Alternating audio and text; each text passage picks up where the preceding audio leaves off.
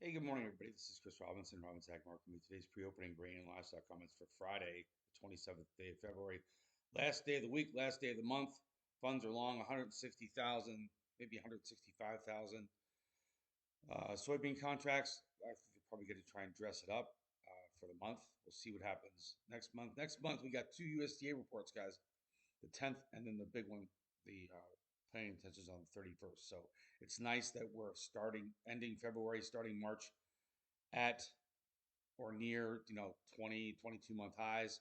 If you look at March beans, they're back up here, 1152. The number to watch is 72 and a half. That would be if March beans were able to take out the November high. May is about 6 or 7 cents from taking out its high, and most people are trading May right now if you're trading the top month. We're at 1169. The high in November, high move before we had that sell off was 1177 and three quarters. So yesterday, um, Thursday, we got to 72 and three quarters. Again, the high 77. So anyway you cut it, it's a good opportunity. If you're one of these guys that likes to buy breakouts and thinks you want to go with the trend, fine. What's your risk? Your risk is taking out 62 or 60. With the upside, there's plenty of upside, right? If these guys keep buying it. So it's a hedging opportunity. It's an opportunity for guys to make sales.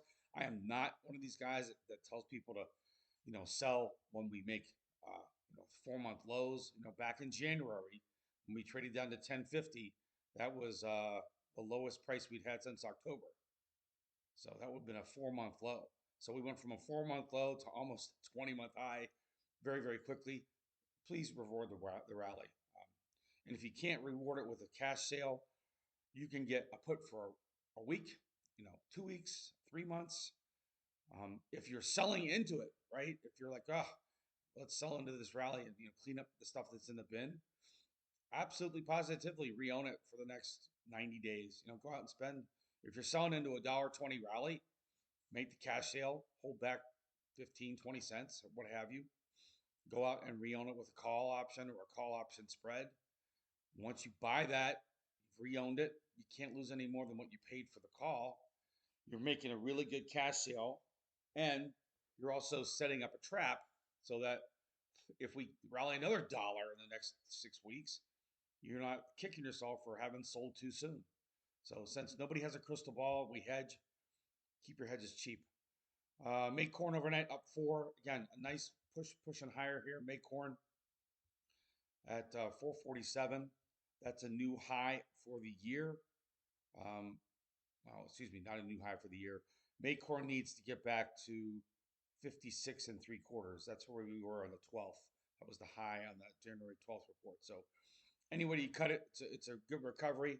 Hopefully Maycorn can push us higher. Again, I like selling into rallies. If you need cash flow, why not sell into a rally, right? Same idea applies. You can absolutely positively re-own it. New crop corn, 69 and a half. If you're reading my letter, you know I've got 71 and a half as a target for us. Um, if we get there, it's going to be an opportunity. Again, I make suggestions, you make decisions.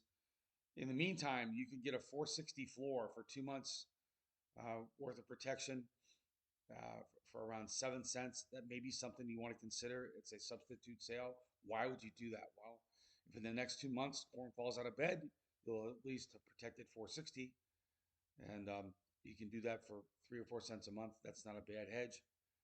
Uh, Back to the beans. New crop beans, 1131. We are at the highest prices we've had since last May or June.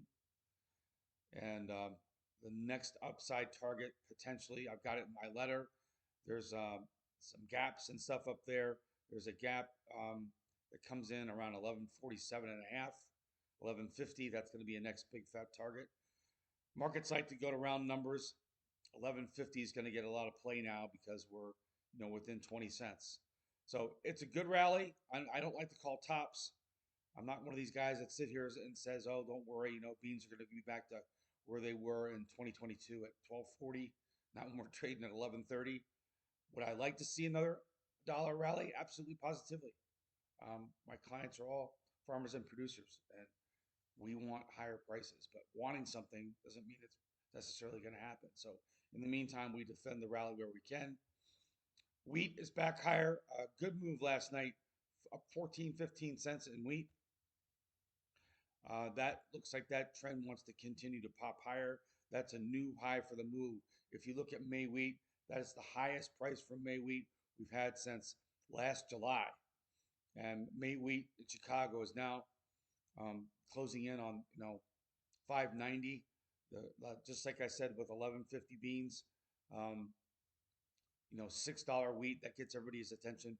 People they get jazzed about round numbers. So it's a good finish to the month. It's been a real tough 2 or 3 months. So to see this rally, I think it's something that farmers need to be at least looking at. How can I take advantage of it? In the protein complex, feeders are down here this morning, opening down $1.50. I think if 360 fails, you could see some more downside pressure there. April, um, yesterday's low in March feeders was 57 and three quarters. So we're at 60 and three quarters now on the opening, down a dollar. We'll see where we are at the end of the day. April fats trading right on 236 half, down about 50 cents early on the opening. Um, Hanging in there pretty good. Now, as I'm talking to you, we've already come back to unchanged. So cattle is at the decision point up here.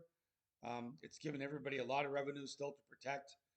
If you didn't like that little downdraft we had yesterday, if you're worried about what's going to happen this weekend, there's a million different things that could go wrong. I'm not going to list them all here right now, but it's really a good idea to hedge when you're near the top of a move rather than waiting for the break and then saying, oh, gee, I guess I need a put.